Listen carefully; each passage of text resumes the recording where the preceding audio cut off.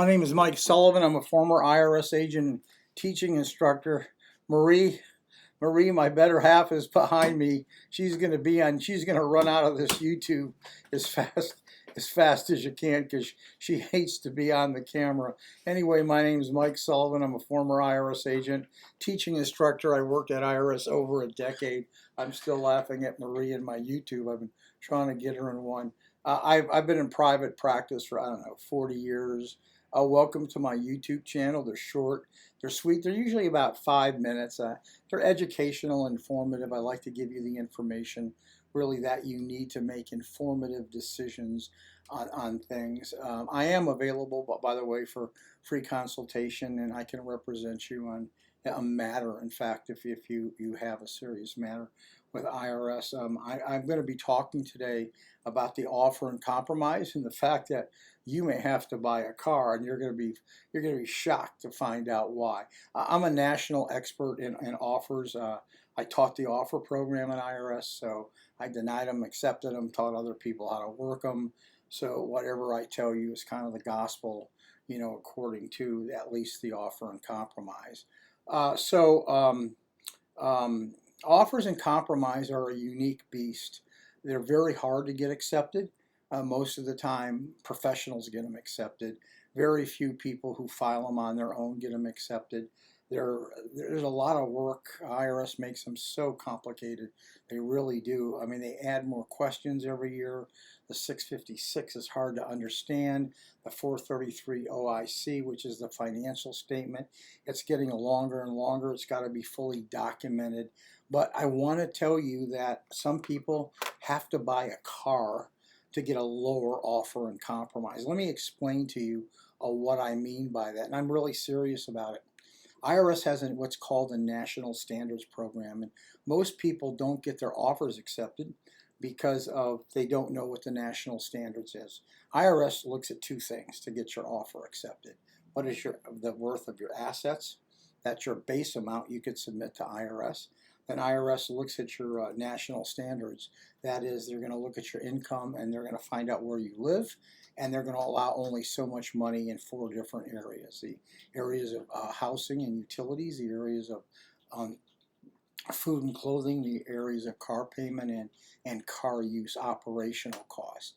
Well, let's just say you have money left over, and IRS is going to say, well, we want that money, and we're going to multiply it by the number of months you have left on your statute. Some people don't have all the expenses they need. For the IRS car allowance, I think they allow you about $583 a month. Well, if you're not spending $583 a month, or if you don't have a car payment, you're going to give that money over to IRS. So a smart practitioner will go ahead and look at your 433A OIC and say, you're not taking advantage of all the expenses, in fact, that you can. About 50% of the people that I have in here have to go out and buy new cars. They have to spend about $583, or that money goes to IRS. Some people may want to get extra dental plans or extra health insurance. The key in the offer and compromise is to understand what expenses you can take and make sure that you max them out. So if you do not have a car payment, and you have over $500 or $583 left over a month, unless you have a car payment, IRS is going to get that money. So it would behoove you to contact a professional to find out about maximizing your expenses to make sure IRS doesn't take extra money from you for the offer and compromise to gobble up more of your money. The offer and compromise is an art. You have to know the formula.